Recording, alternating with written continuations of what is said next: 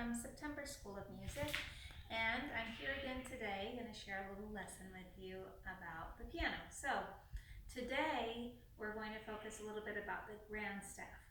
So in piano we use two different staffs. We use the treble clef staff and the bass clef staff. We put those together and that produces the grand staff, and I'll show you that right over here. So on top, you've probably seen this before in a piece of music sometime. I'll show you kind of what it looks like in here. You'll see these two staffs connected by a brace. And this is just pretty standard. You'll see this in most music that's going to be using both hands. So the one at the top is called the treble clef staff. And that's the staff that is primarily for your right hand. So if you'll see that, whatever notes are up there are for your right hand to play most of the time. Not always, but most of the time.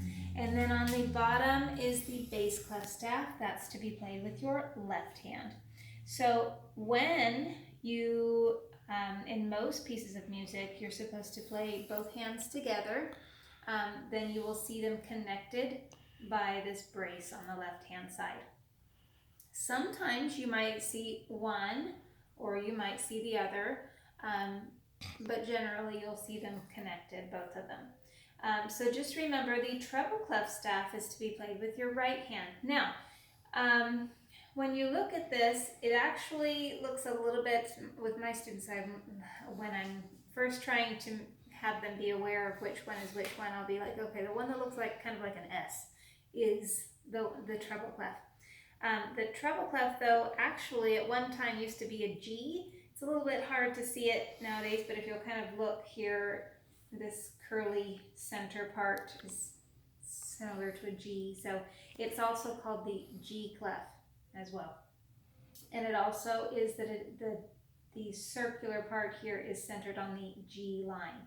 So that's another way to remember that.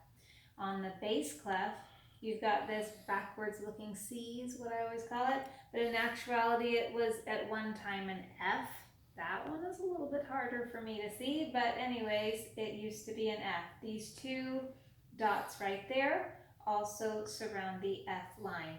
So you could call them interchangeably the treble clef at top or the G clef, and at bottom is the bass clef or the F clef. So that's all for today. Take a piece of music, look through it, and see if you can spot the differences between them. And with that, please like and subscribe. We always appreciate that, and have a wonderful day.